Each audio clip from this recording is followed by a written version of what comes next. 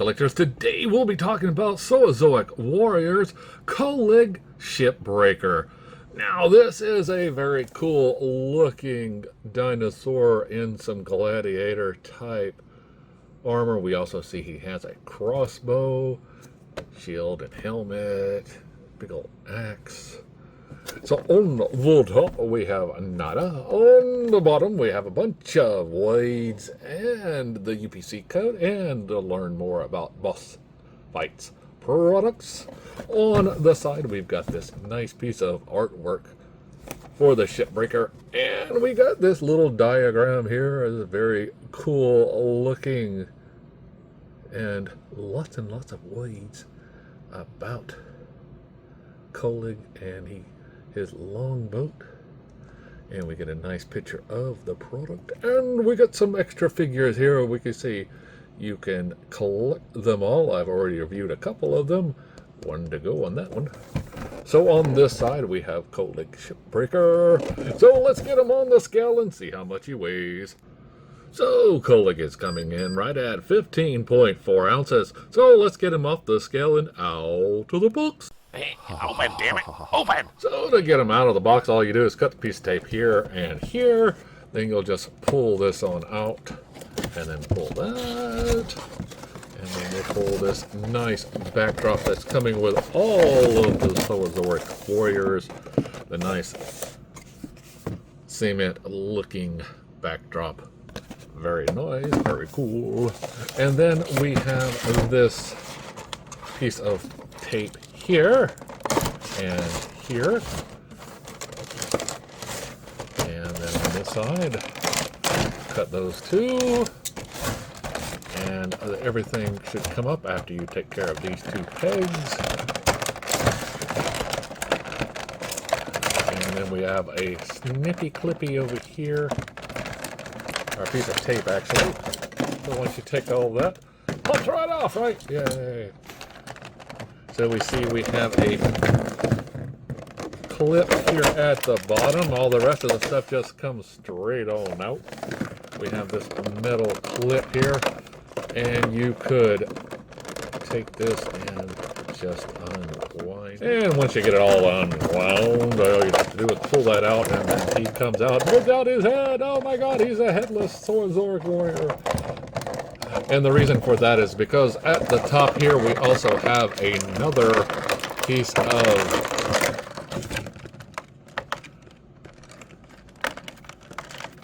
twist. So all we'll do is just twist that on off, and then we'll just get this guy on out. So here we have the head. We see it's on a ball joint peg. There's the ball joint, here's the peg. It's a thick peg. And we get this head that rotates around, and as always with these, their mouths do open, so it's cool to get all of that in there. Very, very nice.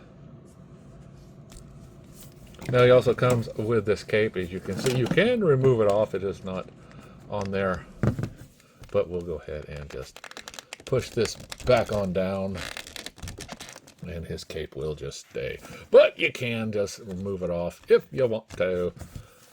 So here we see we have the peg style hinge for the shoulders, the elbows, and the wrist. All of them allow for 360 movement and single bend here. Now the arm rotates all the way around. His waist is on a ball joint. The upper chest here, we can see we got a little bit of swivel and moves up and down, back and forth. And here we have this split.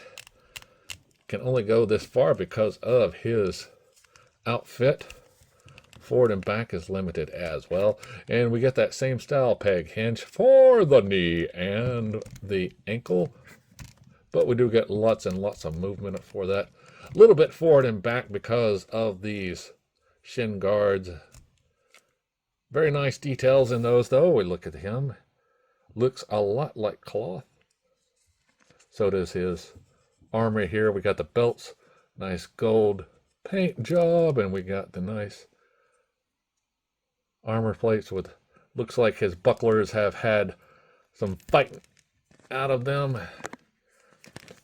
And then here we have a nice piece of plastic that you can put his axe in.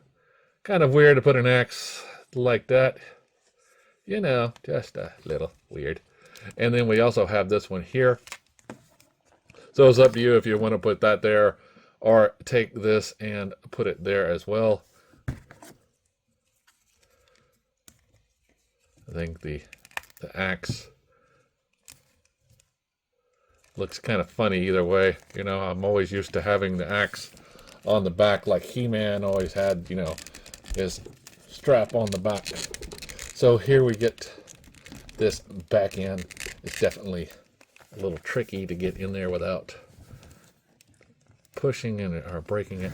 Now his hands do hold this, and they do have this weird looking trigger here.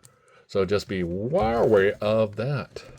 But you can just slip it in. It is very thin, you know, but once you get it in there, just push it in, and it kind of looks like he is aiming it. Very nice on that. And we do get the axe. Like I say, you also get the shield, and it is just a simple shield that he does hold in his hand. It doesn't clip on or anything like that. Just put it in his hands, and voila. Or you do it the other way.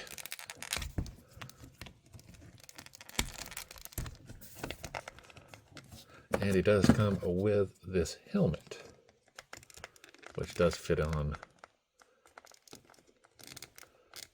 pretty nicely. Now it doesn't clip on, it just fits on, so it does fall off with a little bit of force, but yeah, it's not that bad. It fits on there pretty good though. I kind of like it. Like I say, you get this piece here in the axe. You can have it in the back.